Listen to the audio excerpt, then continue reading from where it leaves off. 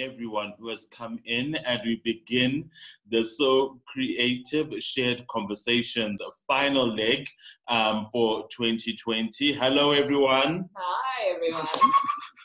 Good afternoon and Good welcome. afternoon. It's such a blessing and an honor to be joining you guys from all over the world.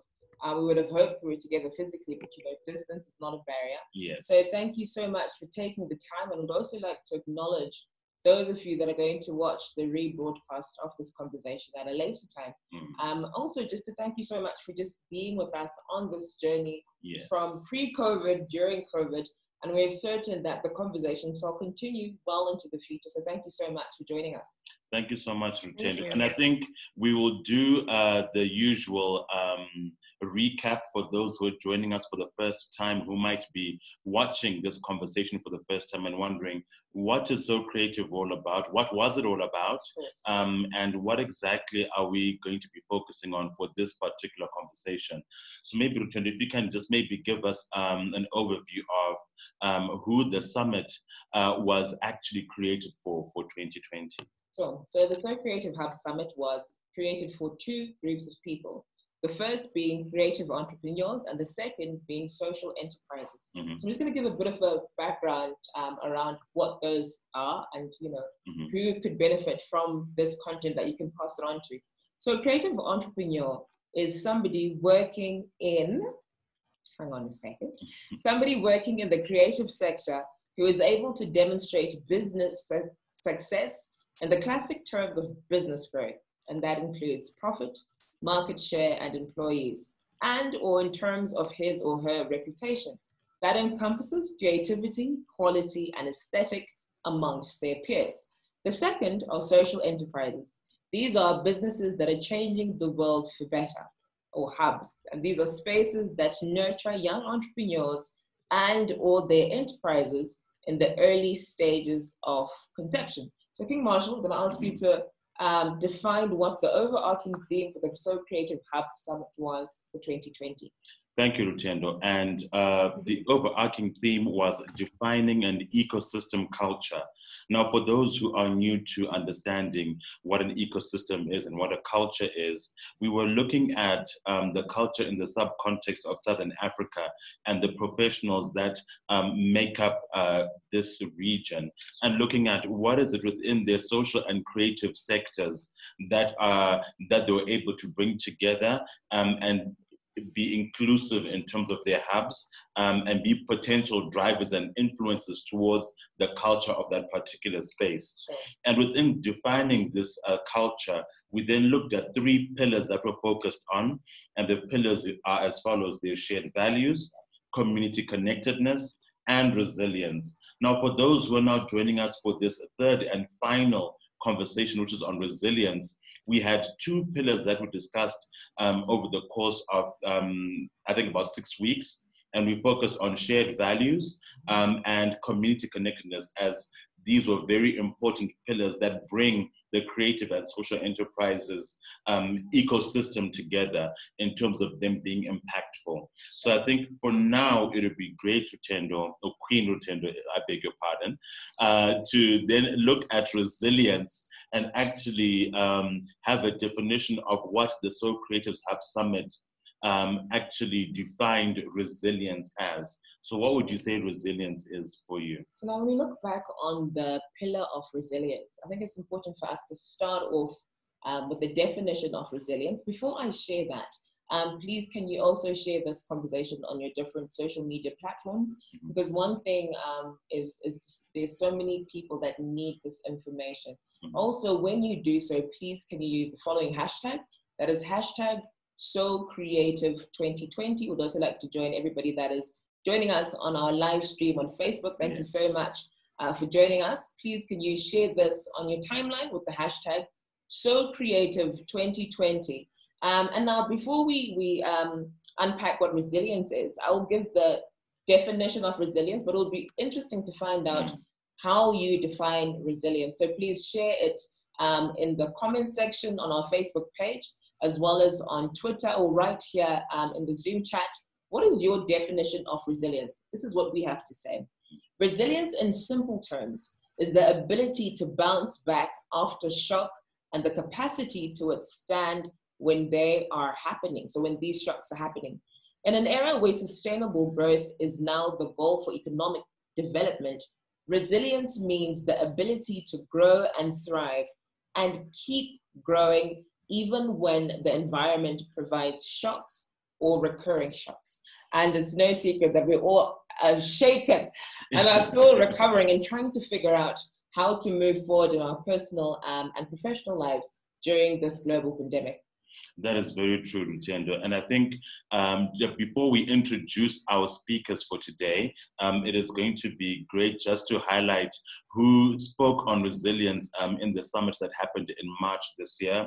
We had Gladys Kayongo, Leonard Makoni give us keynote addresses that really motivated a lot of those who were present at the summit to be resilient, not knowing that COVID had just begun, but actually what they had ministered in the keynote addresses prepared many people to be resilient, I believe, in this pandemic. And we also had the story talks from Mike Mamfura, Mr. Samuel, and Manuel Bungulo. But I think for now, it would be good for us to introduce our guests who are going to be part of our shared conversation. Sure. And the first guest that I am going to introduce I'm actually going to ask for an apology in advance because I'm going to say her full government name before I introduce what we all know her as. We've got Natsumi Miyata, also known as King Her, who is a mixed fusion DJ who has embarked on taking her majestic selections of EDM with Afro sounds to the world. Born in Harare, Zimbabwe, and dually of Zimbabwean and Japanese heritage, King Her discovered a talent for fine arts at a very early age.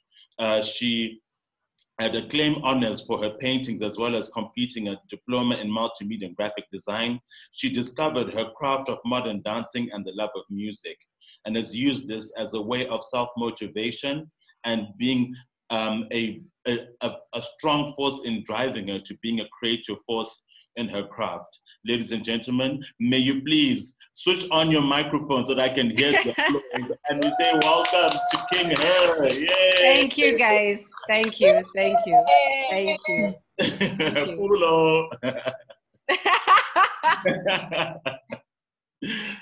I love that. We have to greet you in character. Yes. Now, our next speaker or panelist for this afternoon showed her resilience as she was shaken unexpectedly when we called her up on stage to give us an impromptu speech as it was Ghana's independence. This afternoon, Kings and Queens, we welcome Queen Joanna Shamel, and she is a consultant in the creative economic industry, working with Picha, an Afrocentric visual content provider, and the Ghana Design Network, creating an ecosystem for the value of design and creative business services in Ghana. She has worked on various projects and programs engaging multi-level stakeholders and partners in Africa, Europe, the United Kingdom, China, and the United States, having worked within the international trade and development sector as a project executive for the Ghana Netherlands Business and Culture Council. She is a design thinking training facilitator and a young diplomat of Ghana and an African youth development advocate. So now you understand why we had to pick her. Queens and kings, a royal welcome to Queen Joanna Shamel. Yay! Thank you, Queen. Thanks for having me. Wonderful. So I think it would be great if I could please start with King Her. Obviously we gave our definition of resilience, but I think it would be very good for us to get your definition of resilience and how you believe you've been able to use it to not only be the force that you are in your industry, but to also allow you to go through the challenging pandemic we've all been through. You know, it's been a very tough year for everyone, you know, in every industry. Even if you are, imagine if you were unemployed as well, it would have been worse, actually. So the one thing that I learned that 2020 has taught me in terms of resilience is learn as much as you possibly can. Take this year and learn a new skill, educate yourself some way. If you needed to know more about copyright, learn about copyright. If you needed to learn more about how to actually create anything, music, baking, fashion design. I learned how to sew on a sewing machine. Funny enough, I sewed all the curtains in my house. And this was during lockdown. I had no idea how to even thread a machine. I borrowed a machine from my uncle. I was like, I'm going to learn this during this time, and things have gone expensive, so let me be creative. Let me try and use whatever creative juices I have to learn. And this is what this year has taught me: to stay resilient, is to learn and create very strong partnerships and strong networks with people. This is the time where you have more time to actually speak to people and network and come up with new creative ideas for a brighter and better future, a more productive year. I'm sure 2021 has a lot to offer for us all. And that's how I've just been managing to cope during this year. Mm-hmm. Oh, wonderful, wonderful. And Queen Joanna? Yeah. So I would say for me, this year has been quite interesting. Like Rutenda, you rightly said, I think I've also been tested on resilience on very different levels. For one, I moved from SoCreative summits right into personal quarantine for about 14 days, because that was the time that the virus had actually started coming up in large numbers. And right after my 14 days, we had an official lockdown from the government of Ghana. So I had initially I had my mind set on, oh, let me just, slow things down, quarantine, and then get back to work. But then I realized that things were actually stopping. So one of the things that I had to learn very quickly was the self-worth, because right throughout the lockdown, I lost a lot of people. I lost my personal advisor. I lost my closest friend. So it was really to the door, like in my face. And it wasn't like you're hearing a lot of people losing lives, but this was also like really, really next or in my home. So I had to look within. I think one of the things that I personally had to quickly gather was a lot of looking within, a reflection of my own self-worth, because then I realized everything is stopping around me, and also people are being lost around me. People are moving in and out. And it was literally at that point where you realize that that is life, that you will at some point be alone. You will at some point not have that community. You will not at some point have that ease of access or ease of movement or ease of, whatever that you used to do. So it was really important for me to actually look within myself and say, you are here right now and you can make it, right? You are here right now and you are actually alive. Like I had to really keep reminding myself. And I think that was one of the reasons why I was also able to go through a lot throughout this season, also because I saw that some people were actually breaking down, and I just couldn't be that, because I realized that if I break down, that is literally the end of me as well, and all the people that are looking up to me. So one of the things I really had to learn about the resilience, especially within this year, was having that self-worth that comes from within, even to be able to help other people. And our condolences for your loss. Sorry to hear about your loss. So now, one of the things that we were talking about before we started this conversation with everyone was that it's Thanksgiving. And I think one of the things that we've come to realize in such a short period of time is the importance of our tribe or the networks around us. So Queens, if you could please just share, when we connected physically, a lot of us established different networks. How were you able to leverage of the networks that you guys have in your ecosystem where you are, or the connections that you made at SoCreative to, help you become more resilient, whether it's through upskilling? How are you guys able to leverage your community physically in the countries that you are and virtually as well?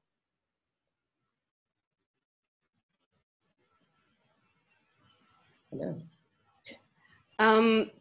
So on my end, it was actually difficult in the beginning because firstly, I'm in the entertainment business and everything just shut down. Yes. So no warning.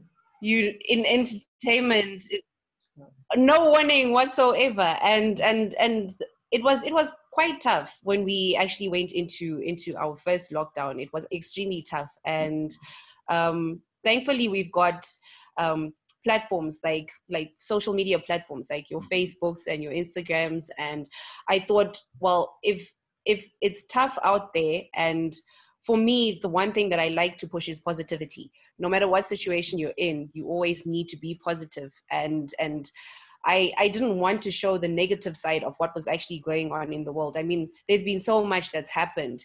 And so I always try and find something positive in whatever I do. So I then took the initiative to start live streaming on the social media platforms to entertain my followers, as well as people that just needed some sort of upliftment. And that actually worked towards my advantage in terms of self-marketing as well. Good. Because this is a time when everyone is self-quarantined and there's not much going on and everybody has phone in hand, and the only thing that's keeping them entertained is either the television or the internet. So that was the best time to actually start marketing whatever products that I had, or whatever form of entertainment that I had on offer. And during that time, because of the consistency of live streaming, which is something I learned as well, is you need to be consistent. You can't just put up something on social media and then 3 weeks later expect to have a bigger interaction. So you have to be absolutely consistent. So I would do it on a daily basis, knowing that it wasn't within my budget, because to pay for Wi-Fi and to pay for data bundles, it was a lot. Correct. But I still took that risk because some way, somehow, someone or some corporate is watching you, and they can then say, okay, let's partner up and work together. And that's how I managed to work with a couple of corporate companies, which it was difficult on both ends because most corporates weren't making that much income as well. And so that's when you have to then learn how to negotiate and work together as a team so that each brand can complement each other, which was a huge thing that I've learned this year, is always make sure whatever partnership you get into, it complements each brand. And at the same time, somehow you make, no matter how much the income is, no matter how little it is, still be grateful, because I feel like this is the year where you have to be extremely grateful for whatever blessing that comes by. Absolutely. Even if it's not much, it's still something. So that's how I managed to actually cope and create partnerships and create networks, is through social media. That's been the biggest advantage for me this year. Wonderful, wonderful. Maybe Queen Joanna, do you have anything that you'd like to add there? Yeah, I think social media and virtual platforms have been like the constant, thing during this season, which we also had to take advantage of. For me as well, Pisha is entirely a virtual company. So we work from, we have a team from Kenya, South Africa, US, and it's completely virtual. Like, we run everything on digital. So it wasn't really a new thing to me. But on the other hand, the design network was literally, we had projects that had more like physical meetings because of the nature of our trainings. And basically it's a network. You meet, you share, and then you can't meet again. And you can actually be in the same space to actually put your hands down and work together. And we also had so many exchange programs that you couldn't travel. So it was a lot of, on one hand, it was an easy flow because we were already doing it on a digital platform. But on the other hand, it was also a whole new transition. But that was where I was really grateful for the sessions within the SoCreative Summit, because I remember I think the first day, one of the speakers spoke about marrying or contrasting spontaneity or spontaneous actions versus strategic intent. Right. And I think a lot of companies had a strategy for the year. They had they had planned everything out, but probably what they didn't make room for was the spontaneous aspect, which COVID came, and then everybody had to, try and transform. Some people literally went off completely, and some haven't even revived up until now. So I think those were the angles where I had to now look within the notes from the summit and say, okay, you have an opportunity to be spontaneous. Now, yes, a lot of things are going wrong, but what can you move around? How spontaneous can you be? So then we had to look into our partnerships, speak with them and say, okay, is it possible for us to push the whole program online? Is it feasible? We had to look at, imagine doing design thinking where you have papers, pens, and everything. How do you translate that to online, a virtual, space? So we had to really think through our creative basket and see how we can match up, still have the strategy in place, and then be able to match in the spontaneous actions. So. Wow, that's powerful. Yeah. I think my next question, I believe, would be one that would be targeted for those who are joining us and listening in to say, do you know what, guys, you have, I beg your pardon, ladies and gentlemen, you have managed to display resilience in its true form in terms of being able to overcome the challenges that COVID has presented. And I am sitting here and I'm watching, and actually my resilience is on an all-time low. I don't even know what I'm going to do, okay?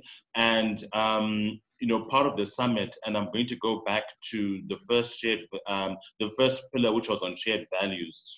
And I do believe that many of us who are present understand that we all have magic, right? That where we, the inner magic that we actually draw our creative inspiration from, which you have both being able to do, King Her and Joanna. You've been able to get that magic and produce, but maybe perhaps would you be able to have any advice for someone who's listening and they're saying, you know what, my ability to bounce forward or to bounce back with the stresses that COVID has given me, I'm actually stuck.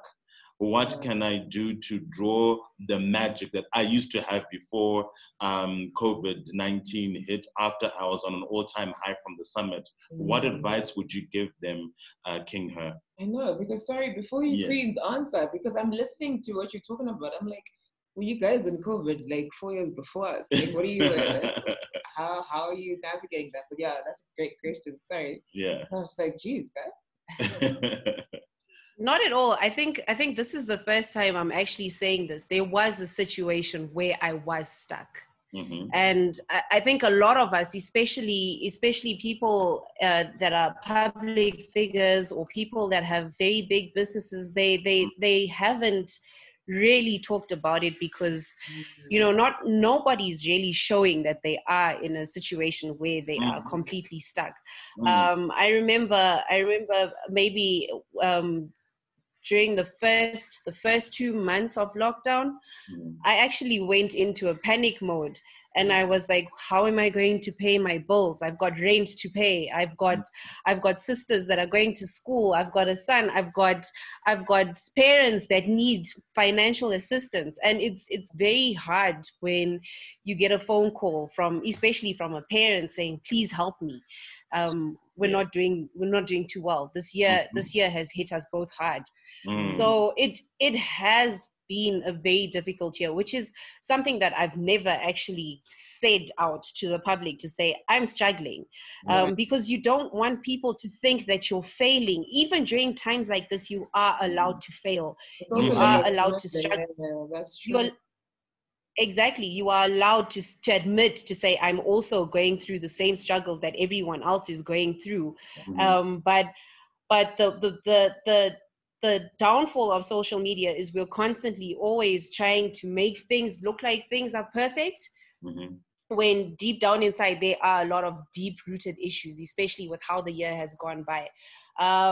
which is why I always go back to being positive, is there's something that I started practicing, which I learned this year, and it's called lofty questions. So Okay. what lofty questions are is, it's been a practice that's been used by Buddhists and, you know, in ancient times, where it's more like you ask yourself a question but you don't answer it. So the questions I would ask myself is, how am I managing to constantly have a very strong network of people? How did I manage to pay my rent this month? How did I manage to get this gig that's actually helped me progress for the next 3 months? But you ask yourself these questions and you don't answer them. Right. And what happens is, your mental state of mind actually changes. You become more positive, you become more aware. Somehow asking these questions to yourself indirectly without answering them then gives you that drive to actually look for the network, to actually make new partnerships, to actually find different ways and means of making an income, which is, I gave myself this challenge in the whole month of October and November. Every day I would post on my social media platforms these lofty questions each and every day. And somehow things have just been working, because it gave me that drive to say, okay, today I'm DJing, but tomorrow I'm farming. Yes. So that's what I've been doing. Okay, tomorrow I may be farming, I may be DJing, and it takes me back to when I was in college or in school.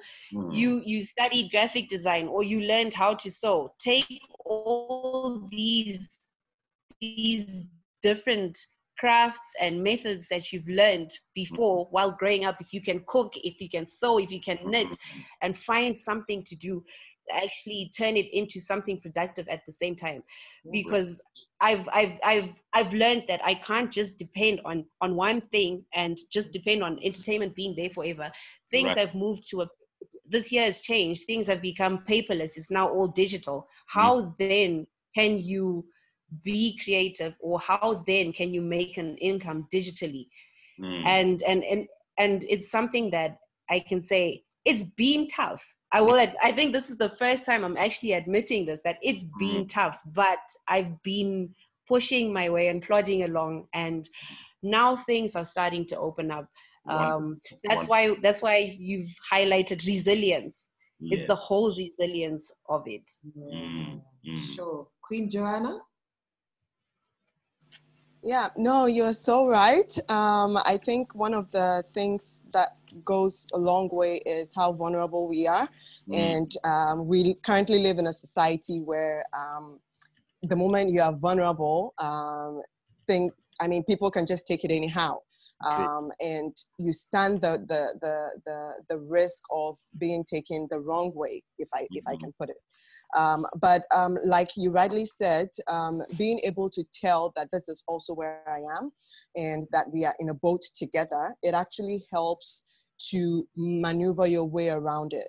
And one of the things that we need to understand is, especially for me, I came to the realization that yes, because I'm mostly in different networks because of the kind of work that I do, all of a sudden I realized that you can't also keep falling on everybody, because everybody within your network was also going through one issue or the other. And then you're like, but you are in my space, or you are in my network, or can I fall on you for this? That's where I realized that, even though we are a community, there are also like where the individual issues come to play. And we have to acknowledge that even though we are in a community, all these individual differences come to play.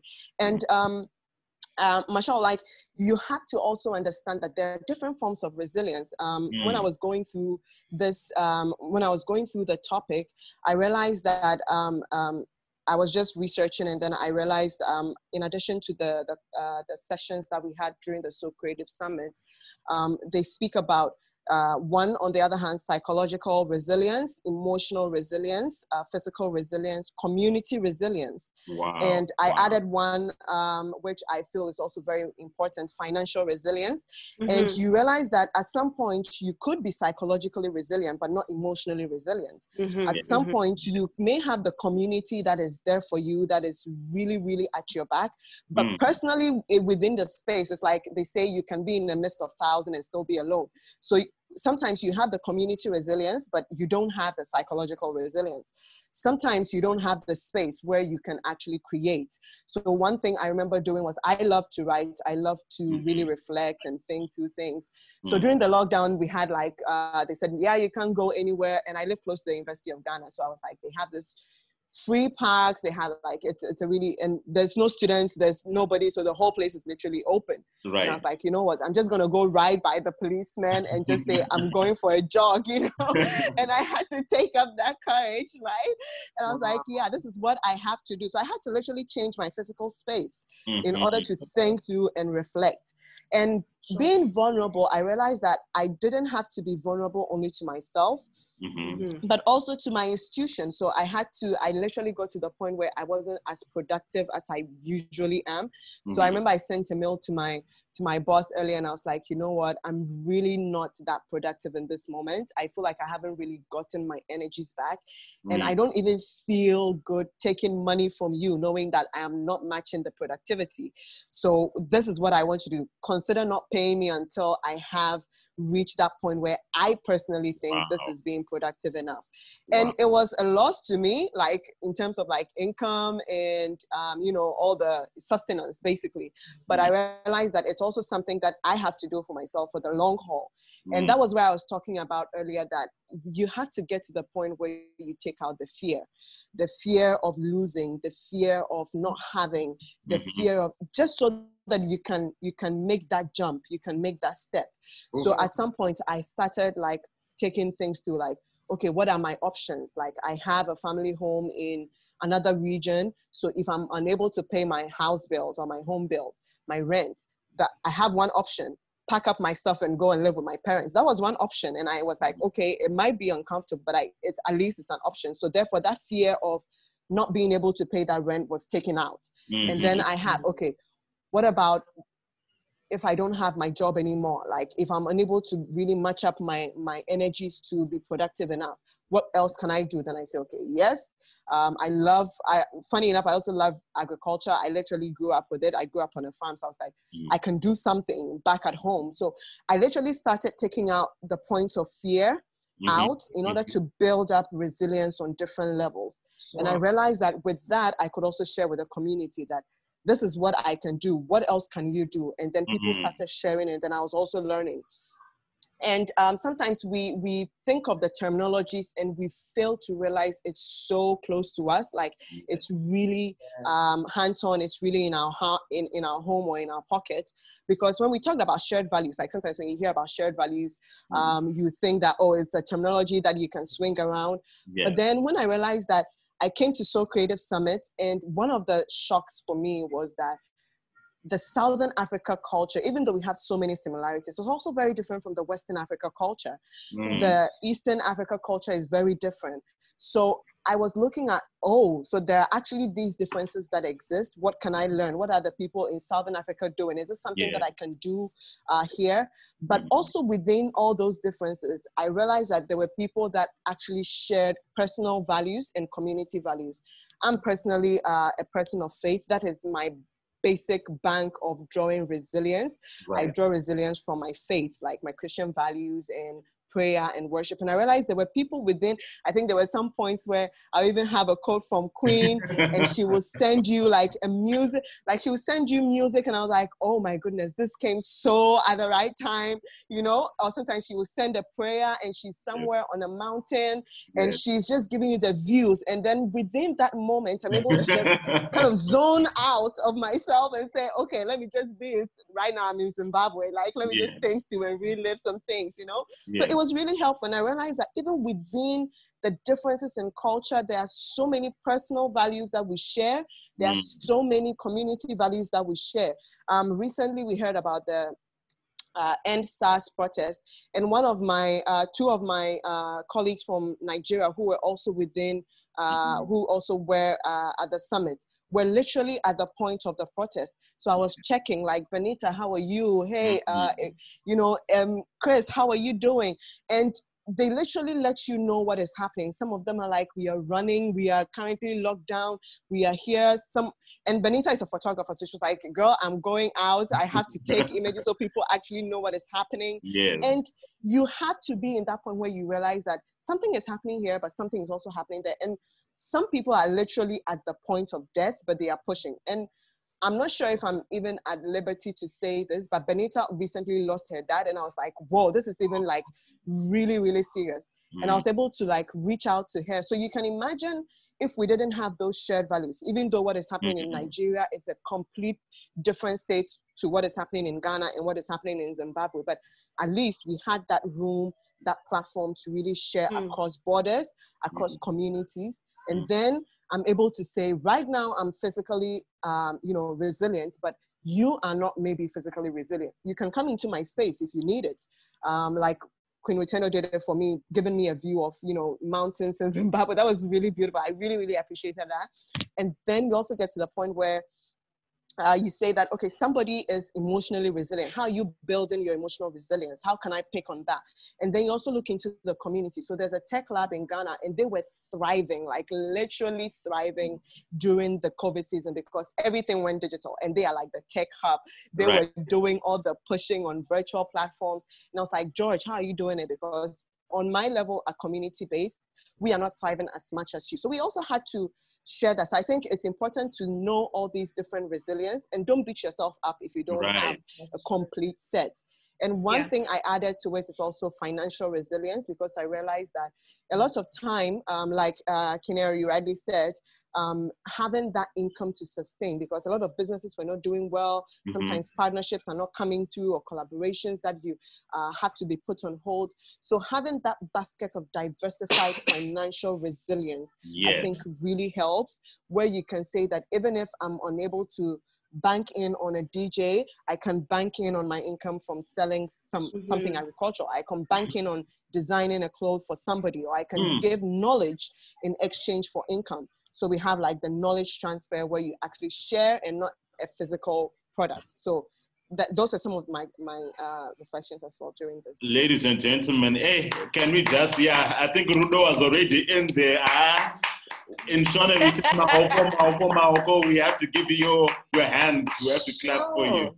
I mean, you literally unpackaged resilience in its truest essence, in its truest form. And made it so tangible. And I think, like you rightfully said, both of you, in that when we hear words, they just seem either foreign or really enormous. Yes. So when you hear resilience, you think, oh, wow, like a prefix coming up, but then there are different types of resilience. Yes. And I think that's so important in seeing how the interconnectedness into all of those different themes, shared values, community connectedness. And you guys just hammered that on the head. I look forward to reading your books. I know, but I think it's a very important opportunity for us to also open up the conversation for those who are with us here in our Zoom meeting, as well as those who are live on Facebook. We would love to give the opportunity, if you're in Zoom, if you can raise your hand or know how to do that, you can do so, or you can just unmute your mic. And also tell us what resilience means for you. If you'd like to also give King, her, and Joanna your own contributions, that would be fantastic. And there's someone on Facebook. I think, Rudo, you are. Okay. Oh, yes, actually, it's in the chat section. Yes, my apologies. Thank you, Rudo. Well, this is from Rudo, who says, Joanna's points remind me of Leonard Makoni's talk during the summit. Hashtag defining the why is so critical for self-actualization and pursuit of purpose. We couldn't agree with you more, Rudo. That is very, very, very, very important and actually very good. And also, Facebook page. Sure, let me just all right. So open yeah. that. So as the trainer goes in and checks on the Facebook page, I think I will do what a prefect normally does and nominates those who are in the floor. I know, it's like, get your mic ready. Sit up, sit up, sit up, sit up. You know. And I think I'll start with my good friend Fungi Chana. We had you at our last conversation, and I do believe that you have 1 or 2 points you'd love to share with us. So, Fungi, if you're ready, and if you are by your machine or your phone, please can you give us 1 or 2 words to contribute on how resilience, or what resilience means to you, and how you have managed to soldier on or bounce forward in these COVID times.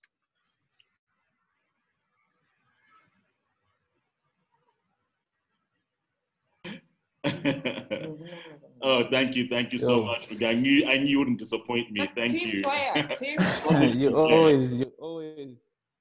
always coming at me without me knowing that you're gonna come. But anyway, it's all good. How are you guys? We're good. How are you? Resilience for me, personally, on coming from my art, which is dance, I take it first off with the mental. Mentally, I have to be strong mentally, physically, and spiritually. So basically, with the pandemic we were going through, you go through depression. You go through a whole lot of, like what she was saying, Joanna. So I had to teach myself on being strong, telling myself I can do it, even if I'm not seeing anything right now in the physical, like of any way that I can go through these walls of pandemic, but I know that I can do it. I have to keep on preaching it, keep on saying it, and then I bounce back from a place of pandemic, a place of depression, a place of not knowing what's gonna come tomorrow. So for me, being resilient is bouncing back high. It's like you're coming from a boxing match, in the 12th round. You get beat up 1, 2, 3, 4, 5, and then in the 13th round, in the 12th round, I mean, you fight and then you thump the person who's been winning, and then you win. Right. Yes. It's like being Rocky Balboa, being resilient for me. Wonderful, King Fungi. Thank you very much for your contribution and your analogy as well. Almost like you've taken us into a Rocky movie where you're being pummeled for so many rounds, and then you just get back up and you have the inner strength to overcome whatever it is that you are going through. So well done for that, and continue to have resilience in your craft and whatever it is that you're applying your mind to for the rest of this year and into 2021 and beyond. I'll ask Queen Rutena to read through a comment that we received for those who are watching us live on Facebook. Sure. Special thank you to Queen Caesar. I hope I'm pronouncing her name correctly. Caesar or Caesar Mukwedini. And she says she's just agreeing that, what Queen Johanna was sharing about the different forms of resilience. And she says, I had to create so much content around COVID awareness, etc.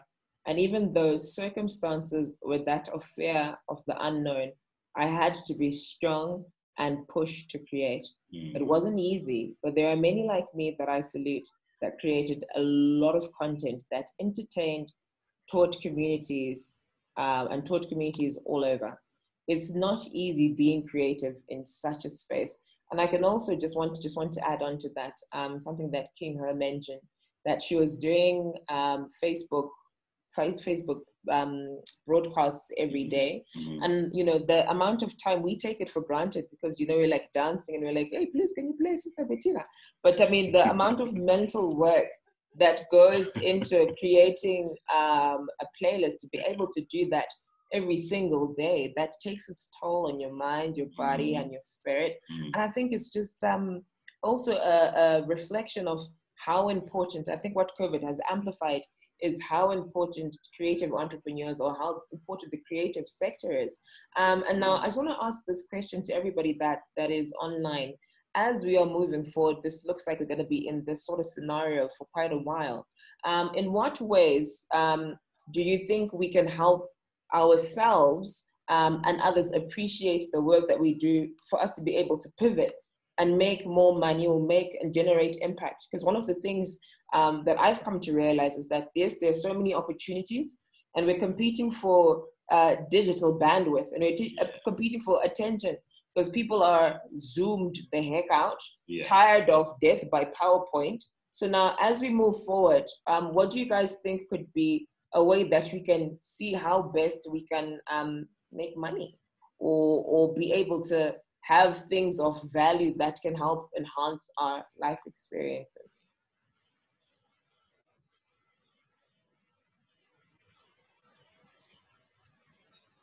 Wow, look at all those crickets. Can you hear them?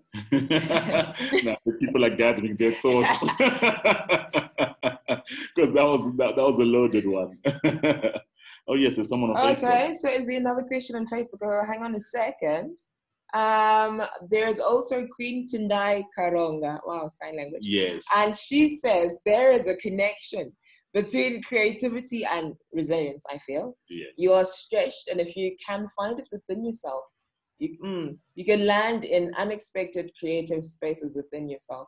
Very true. So now I'll answer the question that I asked, just to be able to give context, because we're trying to figure out how to be able to grow sustainably. So a lot of us are essentially developing blueprints of the things that we're going to be, forging on ahead. So to add on to what Queen Ho mentioned before in terms of upskilling, if you're going to learn about copyright, learn more, because the thing is, what we are developing as creatives is intellectual property. And one of the things that I've had to learn is copyright and intellectual property, especially even when... Wow, thanks. So especially now, as our intellectual property is now, there's more and more and more and more demand for it. I would recommend, doing your research on that, because you're going to create a documentary. As much as, yes, we need money or finances and resources, make sure that whoever is giving you this money, you understand what is the intellectual property that you are entitled to, or what sort of licensing can you develop for your product, or if you're going to do a specific playlist for the, I don't know, Marua corporate, they need to know that they only have a license to use your material. Because the thing is, until as creatives, we take ourselves seriously and speak that language of, okay, cool, you want to give me $5,000, but now I need to know that I own the copyright of this, that if there's an infringement of A, B, C, and D. And I think that's something that we need to be mindful of using forward. I read a tweet by, she's Nigerian, in America, she calls herself Lavi Ajayi. And she said that if you are a creative person and you're looking to upscale the work that you're doing, 3 people that you have to employ or invest in. Number 1 is an accountant, right? Number 2 is an attorney, and number 3 is an assistant. Because if you look at, for me, 2020, guys, it feels like a decade, and December's in a couple of days, but December feels like it's 4 years from now. So my encouragement is, because we've learned all of these things, and by nature, creatives are able to wear different hats. But I think it's important to now, with what we know, and be able to put an intellectual value on the work that we do, to see in our different communities and countries, how can we be able to collectively have that shared value, that my creative work is worth this much, and I'll protect it as this much. And if I'm taking, like Queen Her, you mentioned that you haven't put together a December playlist. If it's going to take me 3 months to put that, yes, it's taken me 3 months because I want it to be the best. And because it's the best, I'm going to protect it. And when I charge my money, I'm charging it this amount because I know what it's worth. So that was just me answering the question I had thrown to you guys. And how do we move forward? Because we've got brilliant ideas. We also need to be able to protect these ideas. If you have it in writing and say, I started this, or I had this communication with this and this and this, I think that will help sharpen the great work that we're all doing in our different spaces. Thank you very much, Queen Utendo. And I think Rudo would like to, I was actually going to come to you. and ask you to give us a few words, if you could, please. No, those are not the words that I want to share. I want to answer Rutendo's question. Okay. So I sip my water. You know, I think something that is in part sad, but also a great opportunity that has been amplified through this COVID season is the narrative. So Africans have not been traditionally the owners and the tellers of our own stories.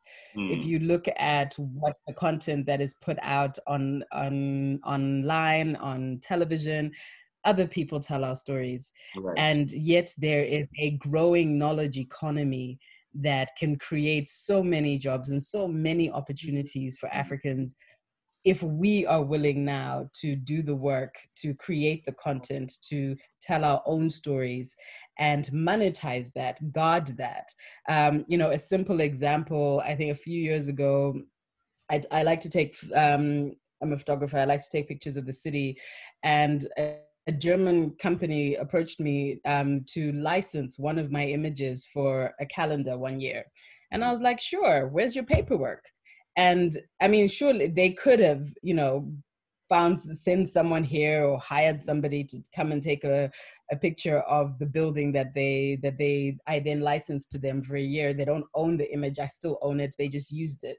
Yes. But they have respect for the intellectual capital, and their economy works on a knowledge economy basis, whereby they understand that the intellectual property ownership, they understand those sorts of transactions. And because of that, the opportunity came. And we need to be actively now looking for those opportunities. If we create, and particularly if we create independently of an assignment that we've been contracted to do, then we must then maximize our opportunities in terms of in the knowledge economy to get the most out of our creativity. I think that's critical, whether you're a social entrepreneur or a creative. What you do is create. Social entrepreneurs create. They create solutions to problems, processes, etc. All of that has value. All of that is knowledge, and there's an economy that will pay you for that. But you need to document it well. You need to publish. If that's your field, you need to put it out there, and you need to protect it, as Rutendo said. Wonderful, wonderful. Thank you so much, Queen Rudo. So before we ask you to give us a few words before we close off this final conversation, you can tell that, we were going in and, there's so much to talk about. But I'd like to thank King Schultz Moyo, who has given us his definition of resilience, which I believe is very powerful. Resilience is the ability to demonstrate both flexibility and strength in the face of frightening disorder. Resilience can therefore be looked at in terms of these 5 characteristics: positivity, focus, flexibility, organization, and productivity. Ma'am, thank you very much for that contribution. And on that note, I would like to ask Rudo, the Executive Director for the SoCreative Hub Summit of 2020, to give us a few words, closing words for this final shared conversation of 2020. Shucks, you really said final, like it's the final. I know, right? Did you guys feel that? I'm not overreacting, right? You felt that? I did feel that. I'm like, oh, it's over? Really? I think the first thing I need to do is to thank you, Marshall and Rutendo, for taking us through. I mean, you signed up for a couple of days of fun in the sun one March, and you ended up taking us through a year of journey and helping us, cope and manage with the way the world has turned, through the conversations, through the magazine, through the various things behind the scenes. So thank you both so much for your contribution. Welcome. Thank you. You're Consistently all year. It's been such, such an honor and a pleasure to work with you guys and the rest of the team. And thank you to both of our speakers. Ladies, you inspire. Honestly, listening to you, I was like, why is this an hour? Why is this not longer? Can we do master classes? You can do master classes. Yes. No, like really, 2021. Can you do master classes for us? Definitely. Oh, really just inspiring stuff. And we need, and that's the knowledge economy we're talking about. We need to all this knowledge, all of this wisdom, all this experience we have in our community, and it's about sharing it. It's about defining best practice. It's about then implementing the tools and the learnings. So thank you so much for coming and sharing so richly. It's been a crazy year. If you haven't got a copy of the magazine, please get it from SoCreative.stimulusafrica.com. and find out more about all the other discussions we had at the summit that have continued throughout the year. And 2021, I believe, I'm not speaking out of turn by saying that there will be a digital 2021 summit for SoCreative. So it's not over. This is literally just the beginning of the end of the beginning, I guess.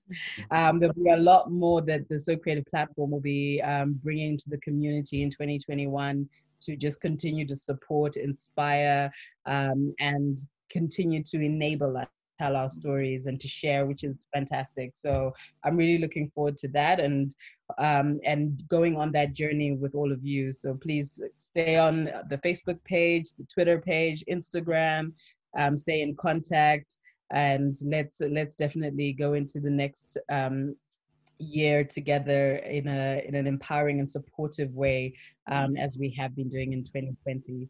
Thank you so much. Thank you so much. Thank you so much. Thank you very much. Thank you so much. Wow. So on that note, we will now a toast. Oh, Let's a toast of water. So I would like to make a toast to all of you, because the thing is, we're talking about Thanksgiving, and one of the things I'm thankful, not just to SoCreative for, but for every participant, is that it's forced us to stretch and know more. But when you MC an event, I have never had an MCing gig that has made me want to actually learn more about different things. So a toast to a toast to SoCreative for putting together such an amazing summit. A toast to every participant for everything that they did. Hey, a toast to your MCs, please. A gulp for your MCs.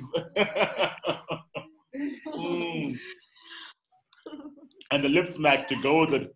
Yeah, then you know. Yeah, we took our goals. I covered all three. Thank you, everyone. Have a great holiday. Same to you. Thank you so much. Thank you, everyone. Thank you. And we look forward to connecting digitally. And as Rudo said, follow all the pages on social media. SoCreative, Hub Summit, SoCreative 2020, SoCreative Magazine. We're there for you, ladies, queens, and kings. Thank you so much. You've been fantastic. And take care of yourselves, guys. We love you. I know, it's like hard. Love you too. We love you too. Thank you. Let me get up, otherwise I'll continue. Bye, oh, we didn't get a music from DJ. Right. I will definitely send through some things. I will definitely send through some things. Yes, thank you so much. Take care, everyone. Thank you, Tendai. Bye-bye, guys. Bye. Bye.